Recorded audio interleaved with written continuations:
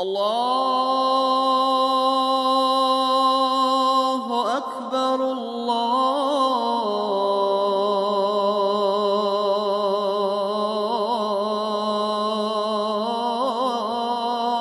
আকবার। এখন ও যদি সামনের কাতারের লোকটাকে পিছনে টেনে নিয়ে আসে, তাহলে এখানে কয়েকটা সমস্যা। একটা হলে সামনের কাতার খালি হয়ে গেল। আচ্ছা, ওই কাতারটাকে পরিপূর্ণ করার জন্য এই পুরা কাতারের মানুষ আবার আস্তে আস্তে আগে আসতে হবে। কিন্তু সঠিক মাসআলা সেটা হলে এই সূরা ফাতিহা পড়তে হবে। সূরা ফাতিহা পড়তে হবে। ইমাম আছে রুকুতে, এখন কি করতে হবে? প্রথম তাকবীর দিয়ে সালাতে ঢুকলেন, আর আরেকটা তাকবীর দিয়ে আপনি রুকুতে যান। দৌড়িয়ে যে রুকু ধরার চেষ্টা করেন, ঠিক আছে? তাড়াতাড়ি হেঁটে অথবা দৌড়াই, না হয় দ্রুত হাঁটে, হেঁটে যে রুকু ধরার চেষ্টা করে। এটা আমাদের সাধারণ মানুষের অভ্যাস। তাকে অবশ্যই ওই কাতারে যে দাঁড়াতে হবে, যে কাতার অসম্পূর্ণ আছে। কথা বুঝে আসলো? এখন কাতার যেহেতু পরিপূর্ণ হয়ে গেছে, তো আল্লাহ রাসূল যে বলছেন যে তুমি একাই পড়লে হবে না সালাত, ওই সাহাবীকে বলেন তুমি এটা আর দ্বিতীয়বার করো না। তাহলে এই মাসআলায় সঠিক মাসলা সেটা হলেই আপনি ইমামের সাথে যে রাকাতেই শরীক হন না কেন, সেই রাকাতটা আপনার জন্য প্রথম হবে, এরপরে আপনি আপনার হিসাব অনুযায়ী সালাত পড়েন। আত-তাহরিক টিভি, ওহির আলোয় উদ্ভাসিত জীবনের জন্য। আলহামদুলিল্লাহ রাব্বিল আলামিন, ওয়াসসালাতু ওয়াসসালামু আলা আশরাফিল আমবিয়া ওয়াল মুরসালিন, নবিয়িনা মুহাম্মদ ওয়া আলা আলিহি ওয়া আসহাবিহি আজমাইন, আম্মা বা'দ। আউযু বিল্লাহি মিনাশ শাইতানির রাজীম। বিসমিল্লাহির রহমানির রহিম। قد أفلح المؤمنون الذين هم في صلاتهم خاشعون। উয়ুনুল জাওয়া ইসলামিক সেন্টার কর্তৃক আয়োজিত আজকের এই সাপ্তাহিক বৈঠকে উপস্থিত বাংলাভাষী সকল মুসলিম ভাইয়া, প্রশংসা আল্লাহ সুবহানাহু ওয়া তাআলার জন্য। অসংখ্য কোটি দরুদ ও সালাম বর্ষিত হোক প্রিয় নবী মুহাম্মদুর রাসূলুল্লাহ সাল্লাল্লাহু আলাইহি সাল্লামের উপর। আল্লাহুম্মা সাল্লি আলাইহি, আল্লাহুম্মা বারিক আলাইহি। আজকের আলোচ্য বিষয় মাসাইলুস সালাহ, সালাতের কিছু গুরুত্বপূর্ণ মাসআলা সম্পর্কে। আর বিশেষ করে একজন ব্যক্তি যখন ইমাম একামত হয়ে যাওয়ার পর, জামাত শুরু হওয়ার পর, যখন কোনো ব্যক্তি জামাতে শরীক হতে আসে, তখন আসার কিছু নিয়ম আছে এবং কিছু শরঈ সিস্টেম আছে, পদ্ধতি আছে, যে বিষয়ে আমরা অধিকাংশ মানুষ অসচেতন, বিশেষ করে আমাদের বাংলা ভাষী মুসলিম ভাইদের মাঝে, যার কারণে আমাদের দ্বারা অনেক কিছু ভুল হয়ে যায়। যে এই ভুলগুলি আজকে আমাদের আলোচনায় ইনশাআল্লাহ বুঝতে পারবেন। প্রথম যে কথা সেটা হলো এই যে একজন মুসলিম হিসাবে তার উচিত জামাতের সাথে সালাত আদায় করা এবং তাকবীরে উলা ধরার চেষ্টা করা। জামাতে সালাত আদায় করলে সওয়াব কয় গুণ বেশি? দুটা হাদিস। একটা হাদিস আছে আফযালু মিন 27 দারাজা, একা সালাত আদায় করার চাইতে কেউ যদি জামাতের সাথে সালাত আদায় করে তাহলে আল্লাহ পাক তাকে 27 গুণ সওয়াব বেশি দিবেন। আর আরেকটি বর্ণনায় আছে 25 দারাজা, 25 গুণ সওয়াব বেশি। তো এই সওয়াবের যে তারতম্য বা কম বেশি, এটা মানুষের আন্তরিকতা, চেষ্টা, এবং সে যত বেশি মনোযোগী হবে, যত বেশি সালাতকে গুরুত্ব দিবে, যত বেশি আগে আসার চেষ্টা করবে। যদি বাড়ি থেকে ওযু করে আসে, তাহলে মসজিদে আসতে প্রত্যেক কদমের বদলে আল্লাহ পাক তার জন্য নেকি লিখবে, একটি করে গুনাহ ক্ষমা করে দিবে। এই যে আলাদা একটু গুরুত্ব, আগে আগে আসা, ওযু করে বের হওয়া, ঠিক আছে? সালাতে যখন আসবে তখন দৌড়ে আসা নিষেধ, জোরে আসা নিষেধ। আলাইকুমুস সাকিনাতু ওয়াল ওয়াকার, তুমি এমনভাবে আসো যে তোমার আসার মধ্যে একটা গম্ভীর্যতা আছে, ধীরস্থিরতা আছে। হ্যাঁ, তাড়াহুড়া নেই, জলদিবাজি নেই, এইভাবে সে আসে নাই। যাই হোক, সালাতকে গুরুত্ব দিতে হবে, সালাতকে গুরুত্ব দিতে হবে। তো জামাতের সাথে সালাত আদায় করা যেরকম ফজিলত বেশি, ঠিক তেমনই শরীয়ত এটাকে অনেক গুরুত্ব দিয়েছেন। একজন অন্ধ সাহাবী আল্লাহ রাসূল সাল্লাল্লাহু আলাইহি ওয়াসাল্লাম জিজ্ঞেস করেছেন, আব্দুল্লাহ ইবনে উম্মে মাকতুম রাদিয়াল্লাহু তাআলা আনহু, তিনি বলছেন, ইয়া রাসূলুল্লাহ, আমি অন্ধ মানুষ, আর মদিনার গলিতে অনেক সাপ বিচ্ছু আছে, আর আমাকে মসজিদে নিয়ে আসার মতো কোনো ব্যক্তি নেই, তাহলে আমি কি ঘরে বসে সালাত আদায় করতে পারবো? রাসূল সাল্লাল্লাহু আলাইহি ওয়াসাল্লাম তাকে জিজ্ঞেস করেন, হাল তাসমাউন নিদা, তুমি কি আজানের আওয়াজ শুনতে পাও?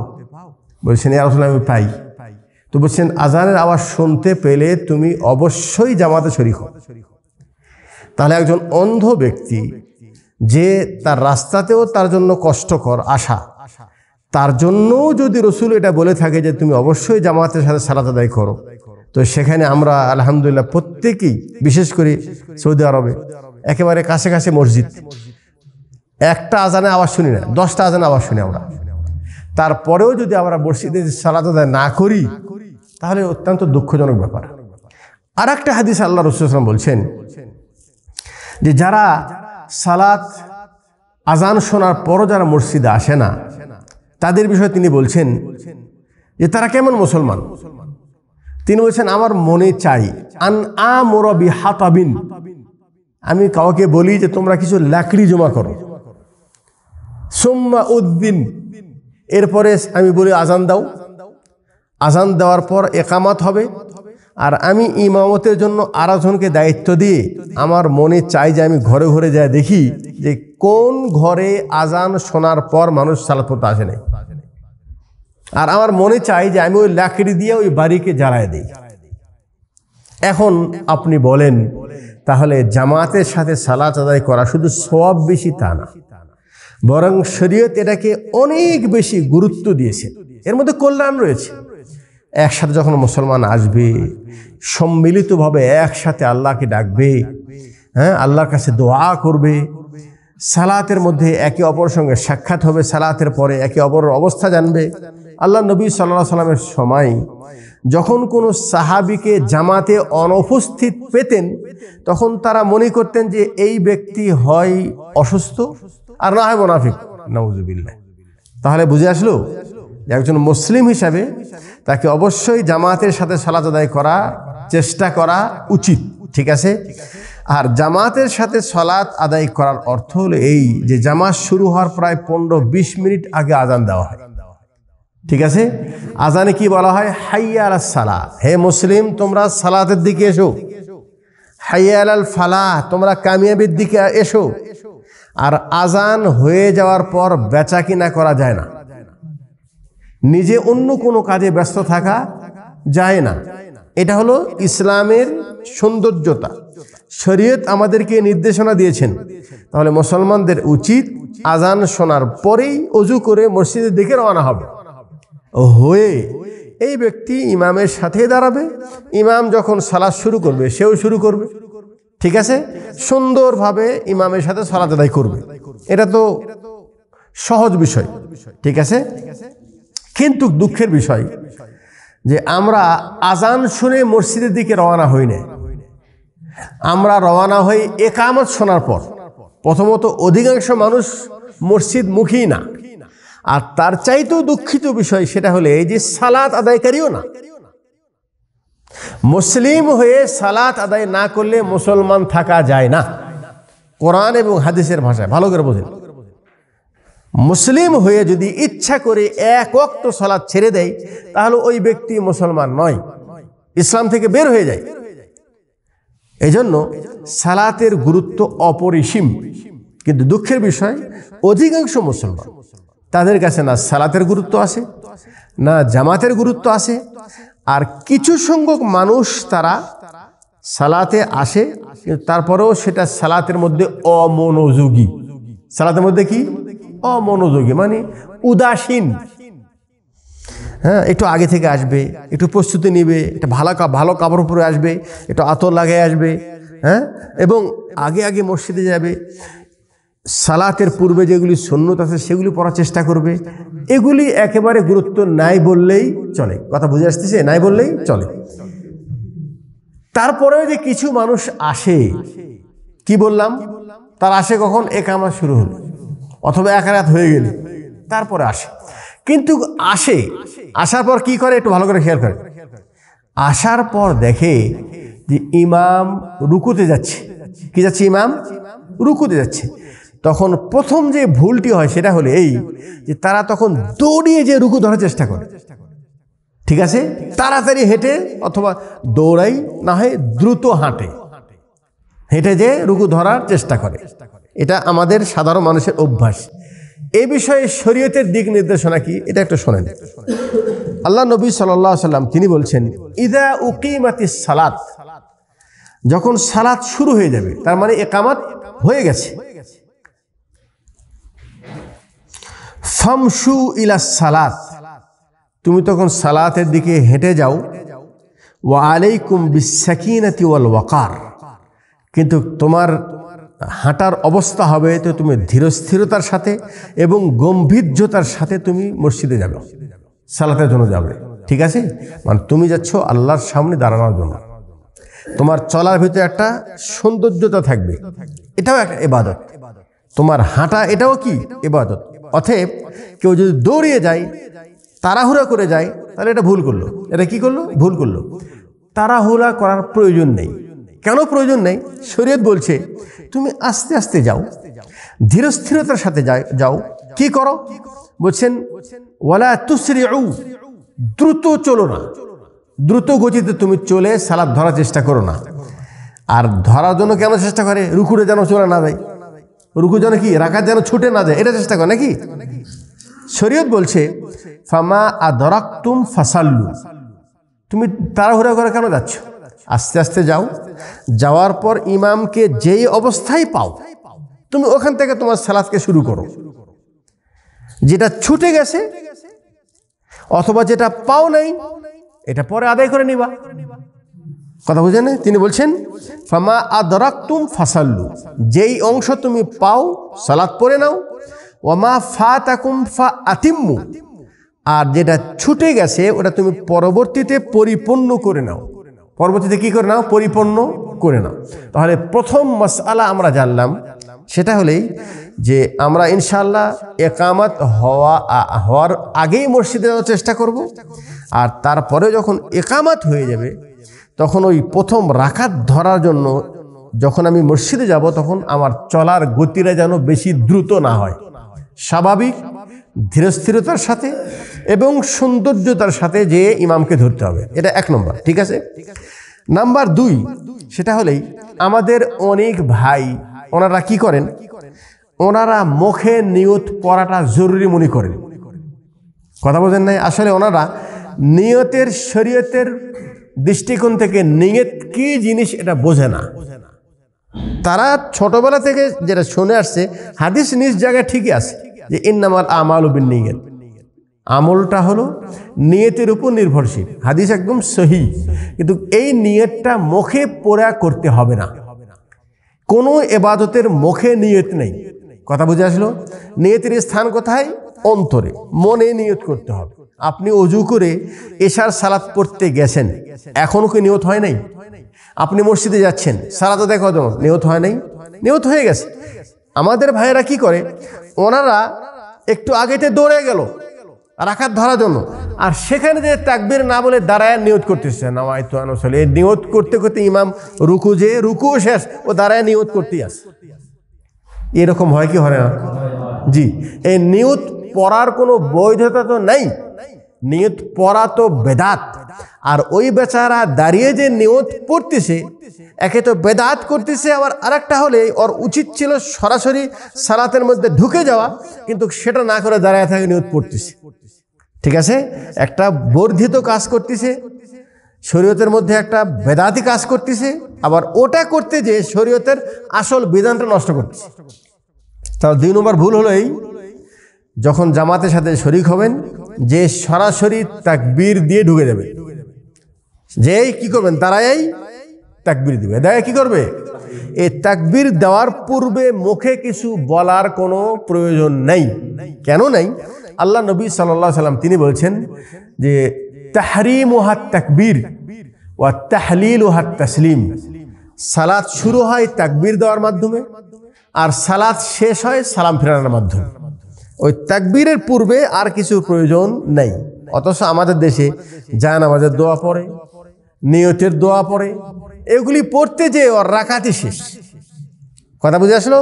তাহলে 2 নম্বর জিনিস আমরা জানতে পারলাম যে ইমামের সাথে যে শরীক হওয়ার হলে প্রথমে যে নিয়ত পড়ানোর জন্য দাঁড়ানোর প্রয়োজন নেই, যেই তাকবীর দিয়ে সালাতের মধ্যে ঢুকা পড়বে। এতটুকু বুঝে আসলো? এতটুকু বুঝে আসছে? নাম্বার 3 মাসলা, সেটা হলো এই, আমরা অনেকেই যে তাকবীর দেই, কিন্তু তাকবীরটা যেহেতু রাকাত ছুটে যাচ্ছে, বিশেষ করে ইমাম যখন রুকুতে আসে, এখন সে আশঙ্কা করতেছে ইমাম যেন রুকু থেকে উঠে না যায়, তো ও রুকু মানে ওই কাতারের যাওয়ার আগে থেকেই মাথা হেলেই আল্লাহু আকবার মানে তাকবীরে তাহরিমা যখন বলতেছে তখন সে অর্ধেক ঝুঁকে গেছে। অর্ধেক কি ঝুঁকে গেছে। এইভাবে তাকবীর দিলে তাকবীর হবে না, তার সালাত শুদ্ধ হবে না।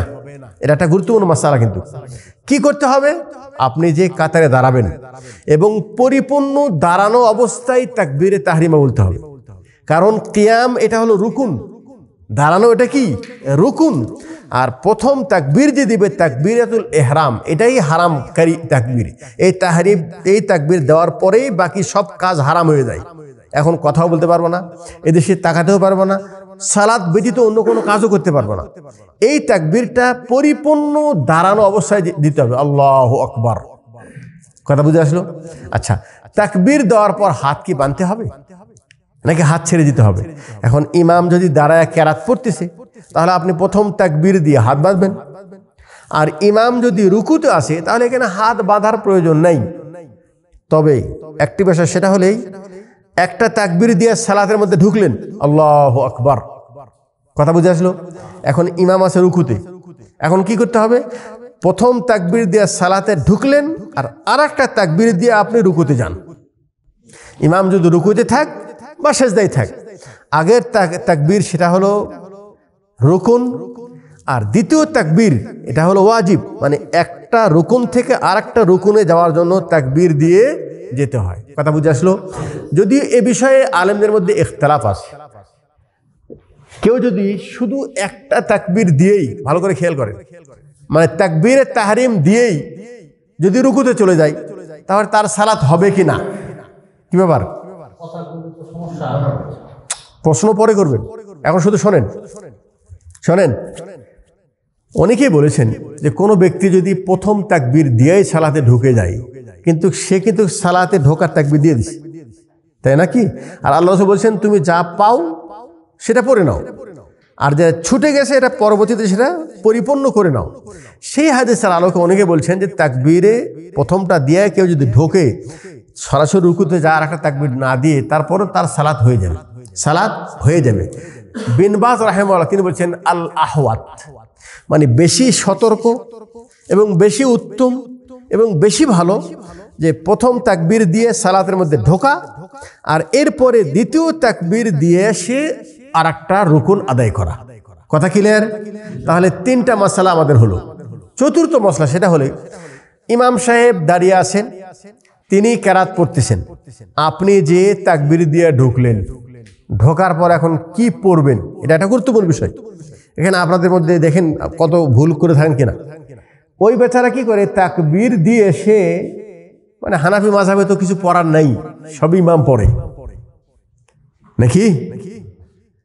কিন্তু সঠিক মাসআলা সেটা হলো এই সূরা ফাতিহা পড়তে হবে। সূরা ফাতিহা পড়তে হবে। ইমাম লাজিম পড়বেন, মুনফারিদ যে একা পড়বে সে তো অবশ্যই পড়বে। ইমামের পিছনে যিনি সালাত আদায় করবেন তিনিও সূরা ফাতিহা পড়বেন।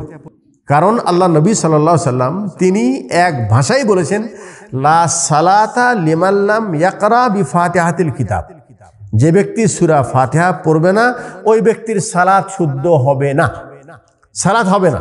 সূরা ফাতিহা হলো রুকুন, সূরা ফাতিহা পড়া কি রুকুন। তাহলে ওনার উচিত যে তাকবীর দিয়ে আউযু বিল্লাহি মিনাশ শাইতানির রাজিম বিসমিল্লাহির রহমানির রহিম সরাসরি সূরা ফাতিহা পড়বে আলহামদুলিল্লাহি রাব্বিল আলামিন। কথা বুঝে আসলো? এখানে ভুল কি হয়?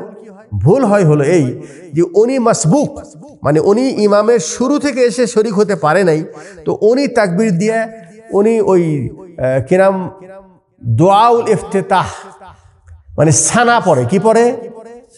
পড়েন কি পড়েন আপনারা? সানা পড়ে। কিন্তু এখানে সানা পড়ার কোনো অবকাশ নেই। সানা তখন পড়বেন যখন আপনি ইমামের সাথে সালাত শুরু করেছেন। ইমাম তাকবীর দেওয়ার পর কিছুক্ষণ বিরত থাকে না, তখন ইমাম সানা পড়ে, আউযু বিল্লাহি মিনাশ শাইতানির রাজিম পড়ে, বিসমিল্লাহির রহমানির রহিম পড়ে, তারপরে সূরা ফাতিহা শুরু করে। আপনি যখন ইমামের সাথে শুরু করবেন সালাত, তখন আপনি এটাই করেন, সানা পড়েন, আউযু বিল্লাহ পড়েন, বিসমিল্লাহ পড়েন, এরপর সূরা ফাতিহা পড়েন। কিন্তু যেহেতু ইমাম এখন কেরাত পড়তেছে, ইমাম কি করতেছে? এখন কেরাত পড়তেছে। ওই কেরাত জাহরি হোক অথবা সিররি হোক, কেরাত একটু খেয়াল করেন, কেরাত জোরে পড়ুক অথবা কেরাত আস্তে পড়ুক, যদি ইমাম জোরে পড়ে কেরাত শোনাও আপনার জন্য জরুরি, শোনাও জরুরি, সূরা ফাতিহা পড়াও জরুরি। তাহলে দুই জরুরিটা করতে হবে, আর যেটা জরুরি না সেটা করা দরকার নেই। কথা বুঝতে পারছি তো? যেহেতু সানা এটা জরুরি না, মুস্তাহাব, টাইম পেয়েছেন শুরুতে পড়লেন, ইমাম যখন সালাত শুরু করে ফেলে দিয়েছে, কেরাত জোরে পড়ুক বা আস্তে পড়ুক, আস্তে পড়তেছে আমি জানি না উনি কি রুকুর কাছাকাছি কি কাছাকাছি না, এমন হতে পারে আমি সূরা ফাতিহা কিনাম ওই সানা পড়তে পড়তে উনি রুকুতে চলে গেছে।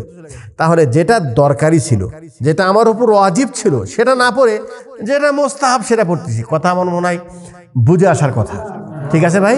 অতএব কি করতে হবে? ইমামের সাথে ঢুকে সানা পড়ার কোনো প্রয়োজন নেই, তবে আউযু বিল্লাহ অবশ্যই পড়বেন, আউযু বিল্লাহ অবশ্যই পড়বেন, বিসমিল্লাহ অবশ্যই পড়বেন। ফাইদা কারাতাল কোরআন ফাস্তাঈদ বিল্লাহি মিনাশ শাইতানির রাজিম। আল্লাহ নির্দেশ দিয়েছে যখনই তুমি কোরআন পড়বা অবশ্যই আউযু বিল্লাহি মিনাশ শাইতানির রাজিম পড়ে কোরআন শুরু করতে হবে।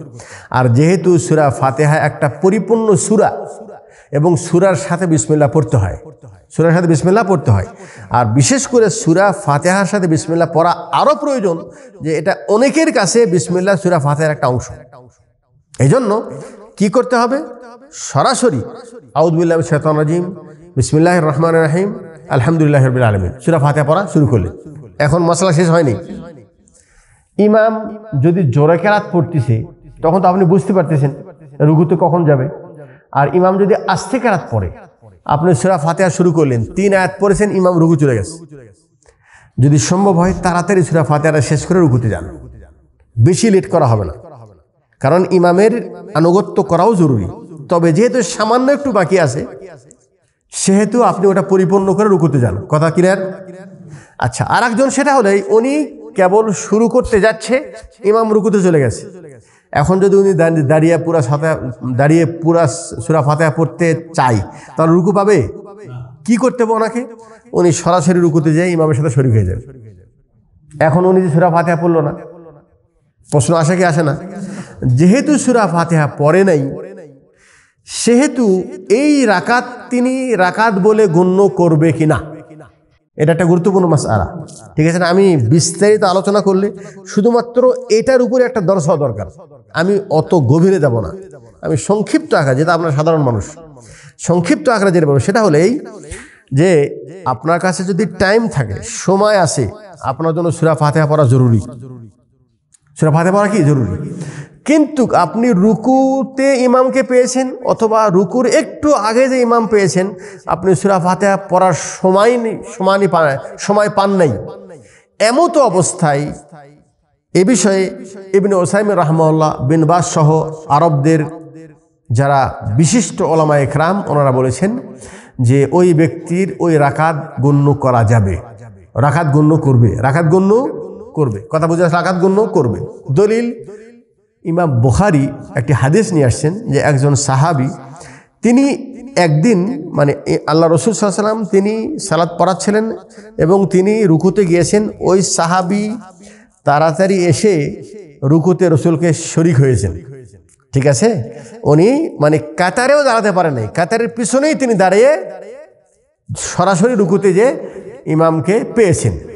তো আল্লাহ নবী সাল্লাল্লাহু আলাইহি ওয়াসাল্লাম তাকে বলছেন যে এরকম কে করলো, মানে সে যে একটু দ্রুত আসছে এবং আসার পর কাতারের শরিক না হয়ে পিছনেই জামাতে শরিক হয়ে গেছে, আল্লাহ রাসূল সাল্লাল্লাহু আলাইহি ওয়াসাল্লাম বলছেন কে? তখন তিনি বলছেন আমি হে রাসূলুল্লাহ। বলছেন তুমি এটা আর দ্বিতীয়বার করবে না এরকম, ঠিক আছে না, দ্বিতীয়বার এটা এরকম করবে না। কারণ কি করবা, তুমি ওই যে একটু আগে বললো যখন একামাত হয়ে যাবে তখন আস্তে আস্তে আসবা, ওইভাবে দ্রুত আসার প্রয়োজন নেই।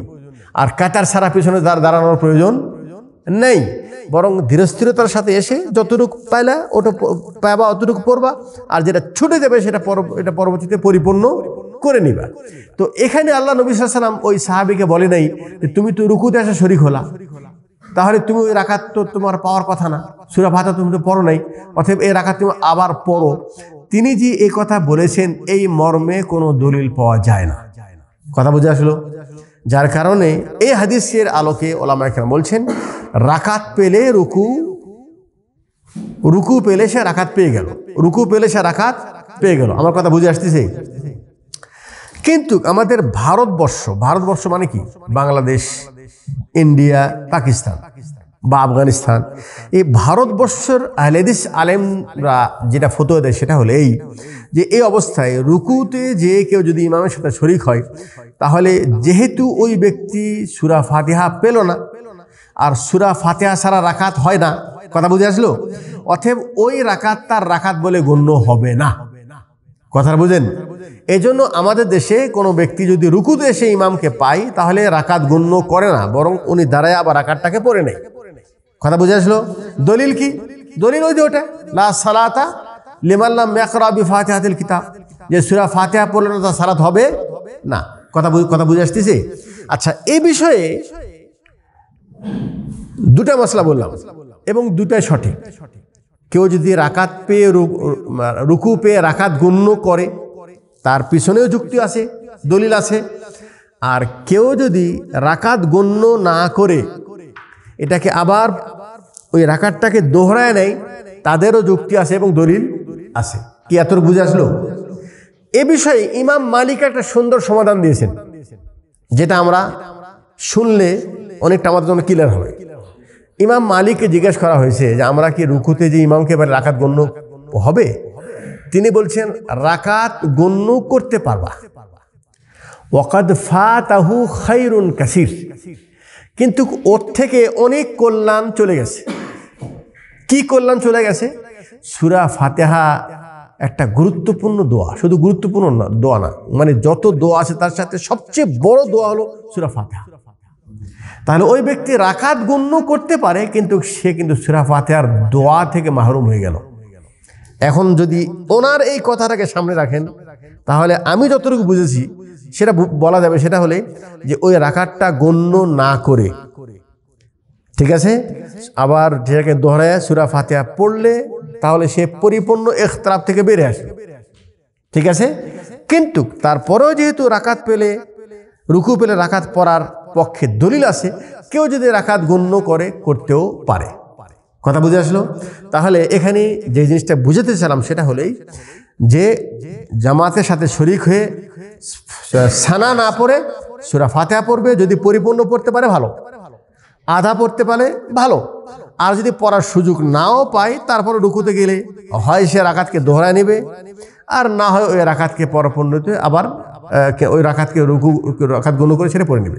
কথা বুঝে আসলো? এই পর্যন্ত বুঝে আসছে? আচ্ছা, এরপরে একটু আগে বলেছেন যে ব্যক্তি রুকুতে পেল ইমামকে অথবা সেজদায় পেল, তাহলে তার জন্য উত্তম কি দুটা তাকবীর দেওয়া।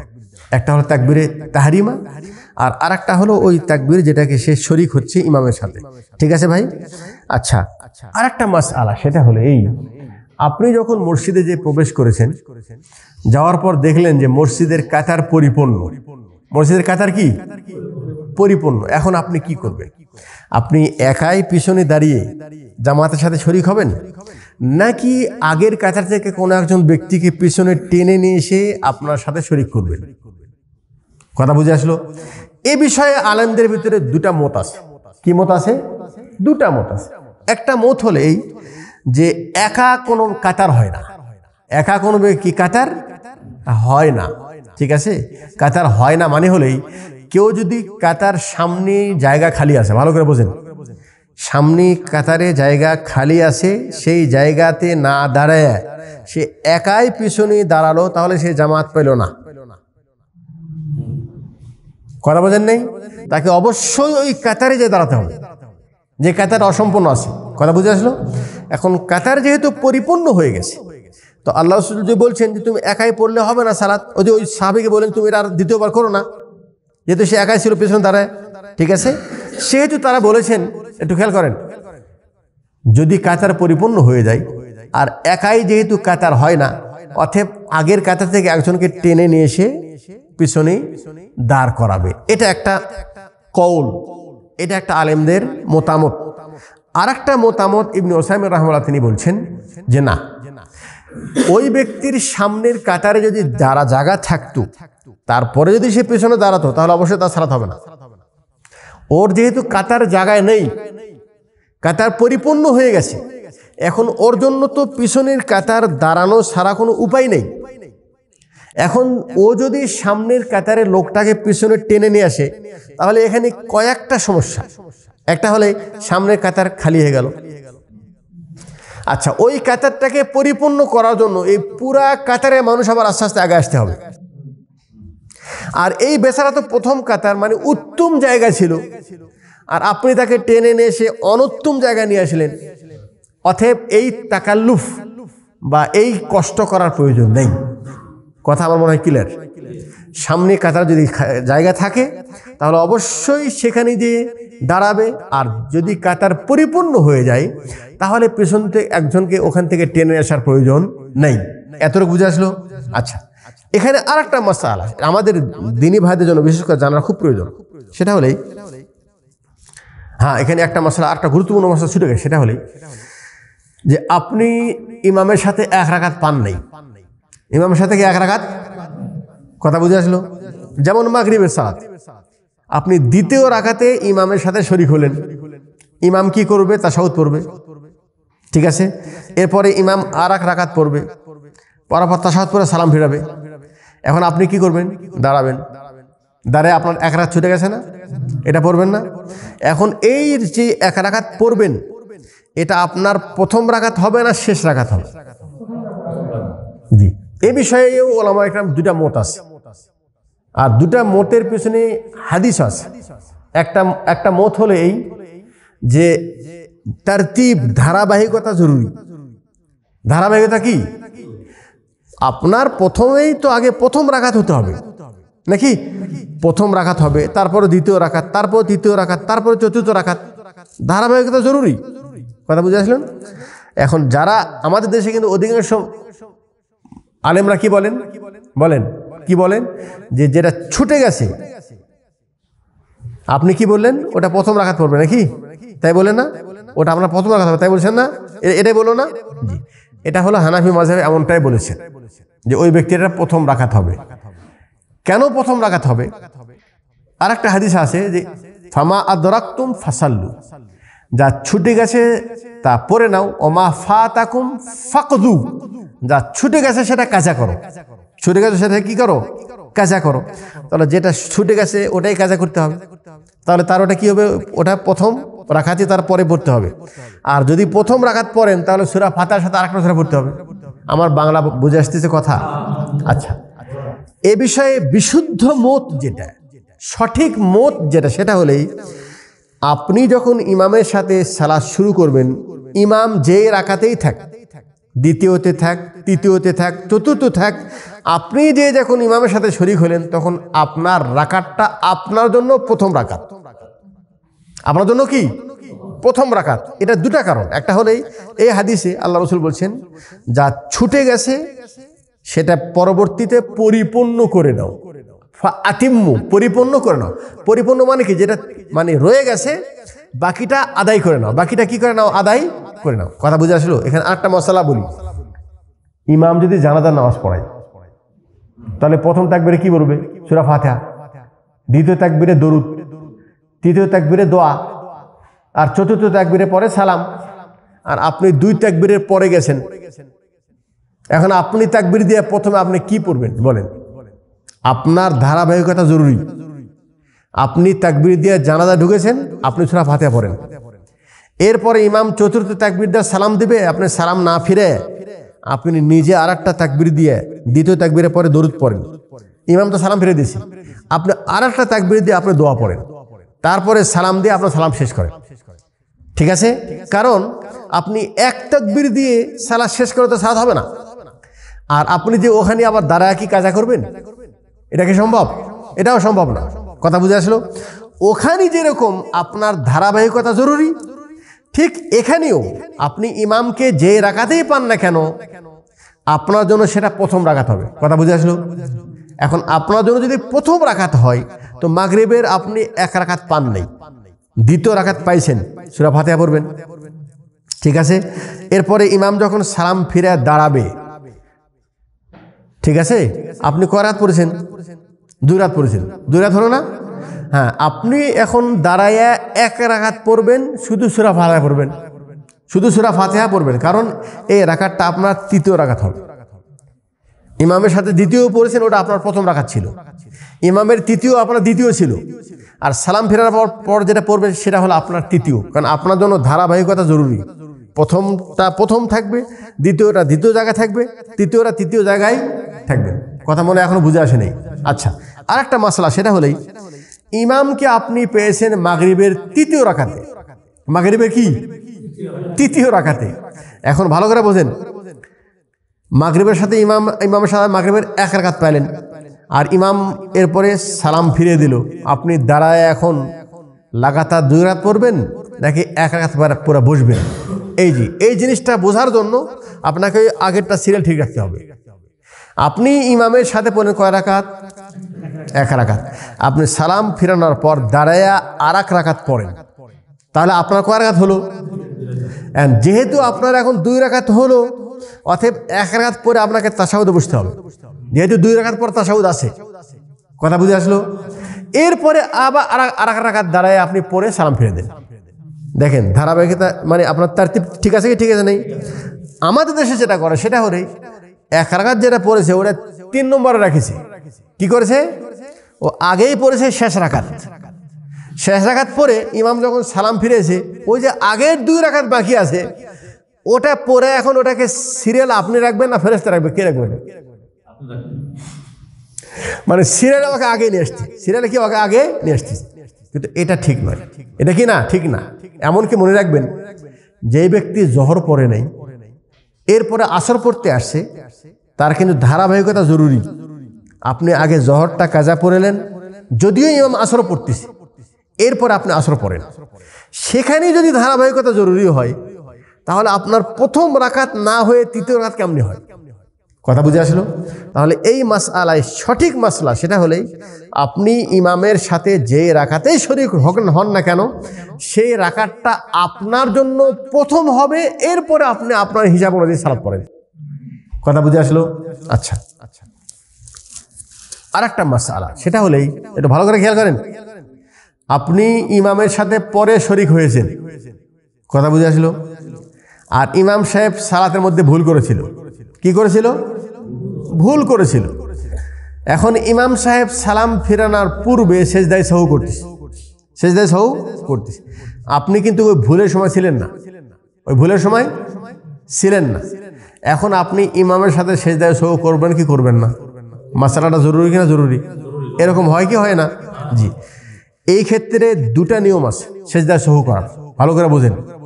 একটা হলো ইমাম সেজদায় সাহু করবে সালাম ফেরানোর আগে, এটাও বিশুদ্ধ হাদিস।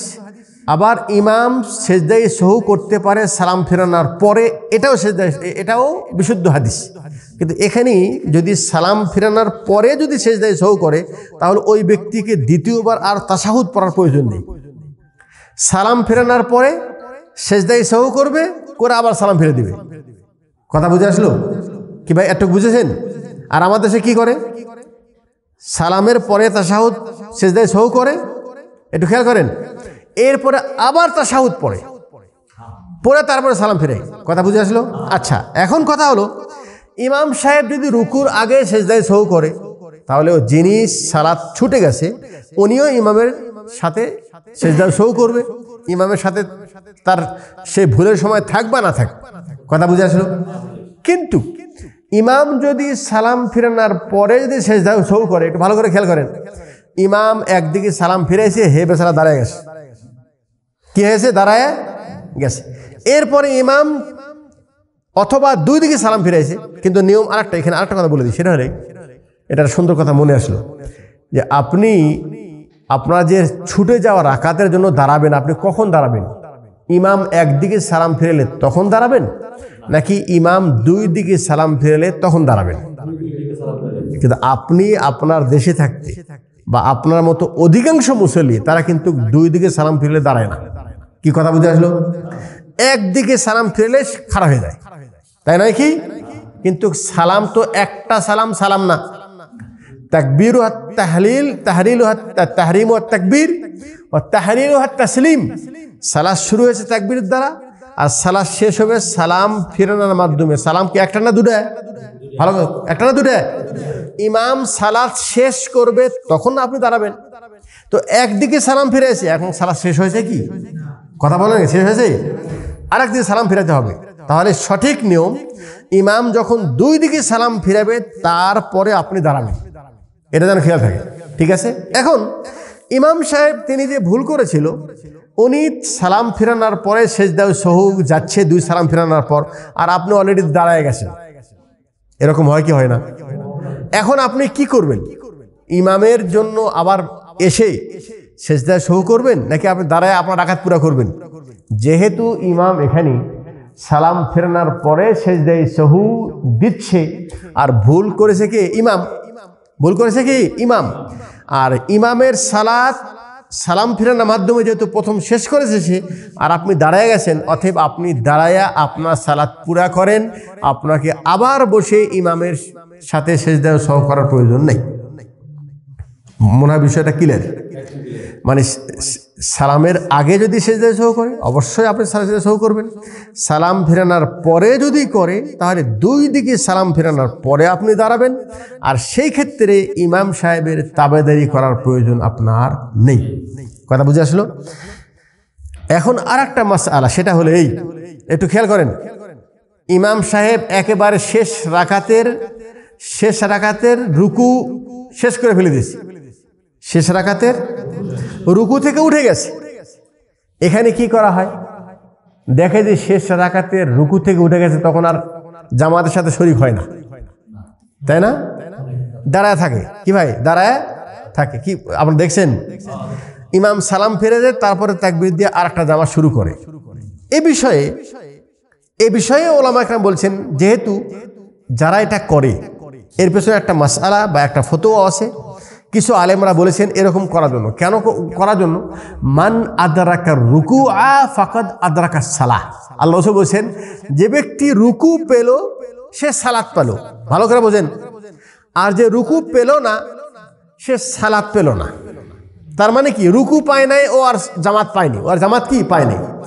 কিন্তু এই হাদিসটা প্রযোজ্য কোথায় জানেন? ভালো করে বোঝেন। এই হাদিসটা প্রযোজ্য, তার মানে হলো এই, যে যেমন জুমার দিনে যে যদি আপনি দ্বিতীয় রাকাতের রুকু পান, তাহলে আপনি জুমা পেলেন, আপনি কি জুমা পেলেন। কিন্তু ইমামকে পেয়েছেন, ইমাম রুকু করে উঠে গেছে, আপনি এখন যদি ইমামের সাথে শরীক হন, আপনি কিন্তু জামাতের সওয়াব পাবেন, কিন্তু আপনি জুমা পাননি। জুমা কি? যেহেতু রাকাত পাননি, একটা রাকাতই পাননি, সালাত পাননি, আপনি সালাত কি পান নাই, অতএব আপনি জুমা পড়বেন না, পড়বেন জোহর। মশলাকে সবাই জানা ছিল না? সবাই জানা ছিল? ছিল না। তাহলে বিশেষ করে জুমার দিনে যদি কোনো ব্যক্তি ইমাম সাহেবকে যে পায় রুকুর পরে, তাহলে ওই ব্যক্তি 2 রাকাত জুমা পড়বেন না, উনি পড়বেন 4 রাকাত জোহর, যেহেতু সে জুমা পায় নাই, ইমাম রুকু পায় নাই, রুকুর আগে তাকে শরীক হতে হতো। কথা বুঝে আসলো? এখানে যে সেটা হলেই অন্য সালাতে একজন ব্যক্তি এই কারণেই রুকু যখন করে ফেলে দেয় শেষ রাকাতে, তখন ও আর জামাতের সাথে শরীক হয় না, এই হাদিসের কারণে। মান আদরাকা রুকুআ ফাকাদ আদরাকা সালাহ। যে ব্যক্তি রুকু পেল সে সালাত পাবে, রুকু পায় নাই, এখন তো সালাতই পাবে না, তাহলে শরীক হয়ে লাভ কি? কথা বুঝে আসলো? কিন্তু যে হাদিসটা একটু আগে আপনাকে পড়লাম, আল্লাহ রাসূল বলছেন, ইযা উকিমাতিস সালাত, যখন সালাত শুরু হয়, ফাআলাইকুমুস সাকিনাতু ওয়াল ওয়াকার, তখন তুমি ধীরস্থিরতার সাথে সম্মান মর্যাদার সাথে তুমি সালাতের জন্য আসো। ফামশু ইলা সালাহ, সালাতের জন্য হেঁটে হেঁটে যাও। ফামা ফাতাকুম ফামা আদরাকতুম ফাসাল্লু, একটু ভালো করে শোনেন, যতটুকু পাও অতটুকু পড়ে নাও, আর যেটা ছুটে যাবে সেটাকে পরিপূর্ণ করে নাও। তাহলে এই হাদিসে আল্লাহ কিন্তু বলে নাই যে রুকুর আগে পালে তখন পড়ো, রুকুর পরে যদি পাও তাহলে ধরো, এটা কিন্তু বলে নাই। এখানে বলেছে তুমি রুকু ইমামটাকে যতটুকু পাও ইমামকে ধরে নাও, যতটুকু পাও ইমামকে ধরে নাও। তাহলে শেষ রাকাতে রুকু যদি উঠেও যায় তারপরেও আপনি ইমামের সাথে শরিক হতে পারবেন, আপনাকে দাঁড়িয়ে থাকার প্রয়োজন নেই। কথা ক্লিয়ার? কথা ক্লিয়ার? এখানে দুটা কথা মাসআলা বললাম, একটা হলেই সালাত গণ্য হওয়া, আর একটা হলো ফজিলত পাওয়া। আর একটা কি? ফজিলত পাওয়া। সালাত গণ্য হবে না, রাকাত গণ্য হবে না, রাকাত গণ্য হবে না, সালাত গণ্য হবে না, কিন্তু ফজিলত পেয়ে যাবেন, ফজিলত পেয়ে যাবেন, জামাতে ফজিলত পেয়ে যাবেন। জুমায় যেরকম নাকি ওই ব্যক্তি শেষ রুকু পায় নাই, অতএব তার সালাত হলো না, জুমা হলো না, জহর পড়বে, কিন্তু তারপরে যেহেতু সে জামাতে শরীক হয়েছে জামাতে সওয়াব পাবে, জামাতে সওয়াব পাবে।